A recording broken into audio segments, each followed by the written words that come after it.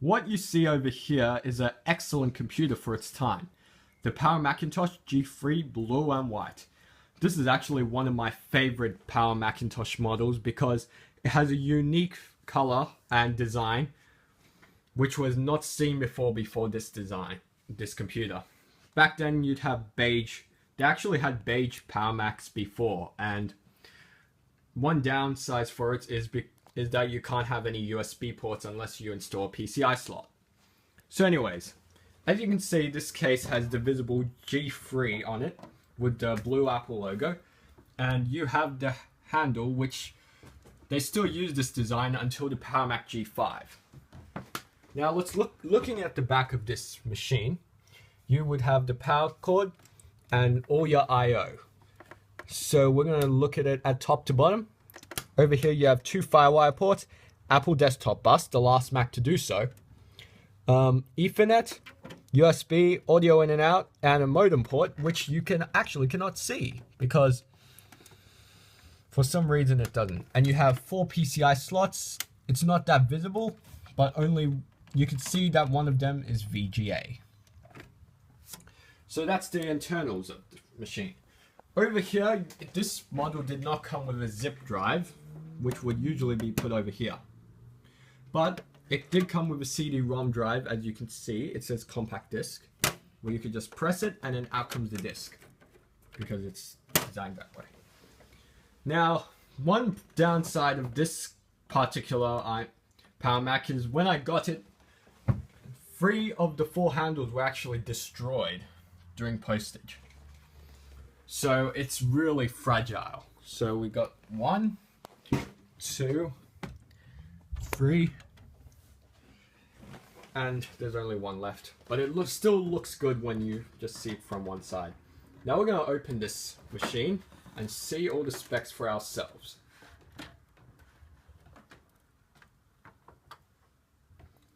So as you can see, you have the ATI video card, which allows VGA, and the display it comes with it by default. You have the Foxconn, lots of wiring. You have the 128 megabytes of RAM over here. And over here is the PowerPC processor itself, the Motorola PowerPC 750. Over here you have the PRAM battery. You got the ATA hard disk, 3.5 inch, which is very massive. You got the very loud fan. Over here you just got the CD drive, the power pack, and the PCI slots. Now let's see what happens when you just power it on in this state.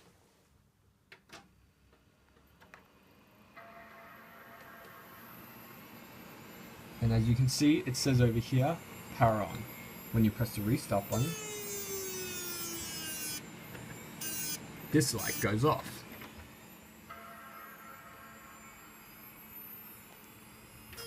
Now watch what happens when you power it on without the RAM stick.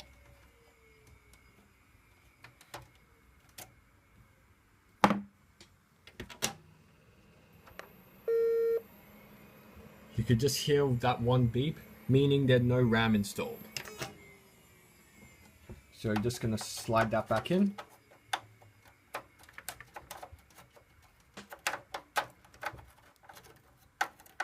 Over here. And you can actually see the fan power up. So we're just going to power it one more time. Yeah, you can't exactly see it, but still. Let's load the RAM stick back in and we can finally see what's on the computer itself. I'm just going to make sure it's fully locked in.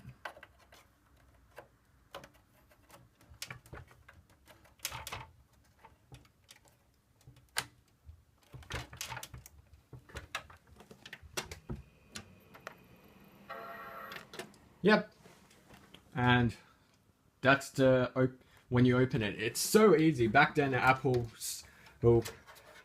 actually loved having expansion. Nowadays you can't exactly do that. And closing it is just as easy as opening it. Now let's get into what's actually on this computer. So I've now connected the PowerMac with the keyboard, mouse, and monitor, and we're going to turn it on.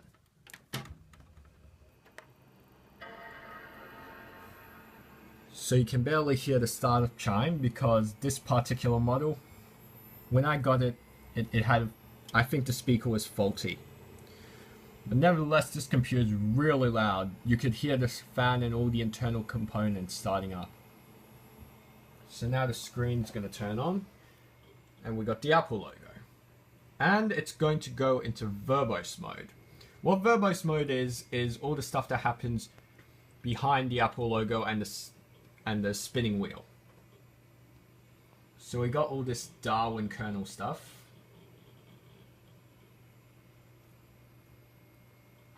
I was able to set it into Verbose Mode through Open Firmware.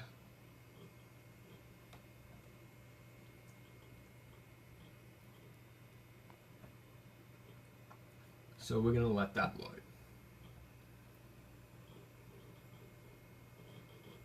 Welcome to Macintosh.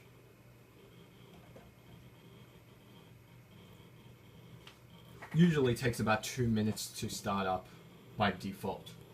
Sometimes it takes longer, but nevertheless, this is a great computer for its time.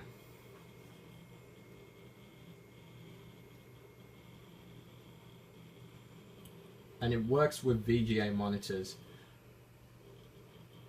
And you can actually put in 4 PCI slots. Now the startup is almost complete. Now you have the app cursor, and it's just going to load the desktop now, since I said to log in by default.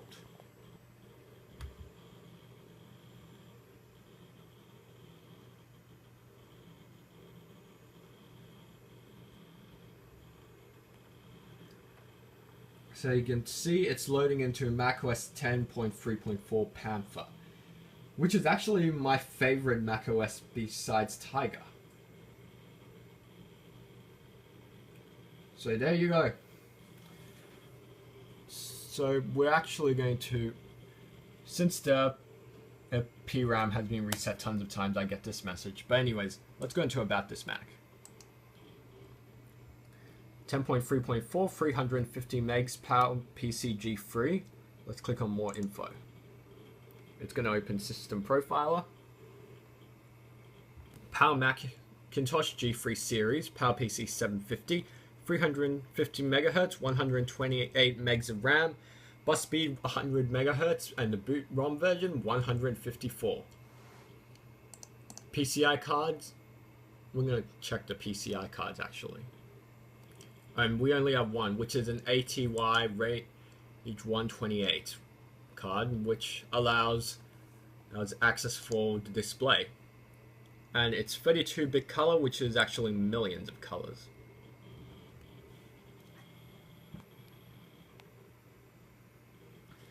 And we could go into the system preferences, and we got lots of PowerPC features, like Classic, where you could run macOS 9 inside of macOS 10. The classic environment. They discontinued it on Intel Macs. And you need macOS 9.1 for it to work. Nonetheless, this computer actually can run from macOS 8.5, which is the bare minimum, up to 10.4.11 on a G3 processor. And if you use a G4 Sonnet processor upgrade, you could actually run Leopard on this thing. And it's possible. So there you have it.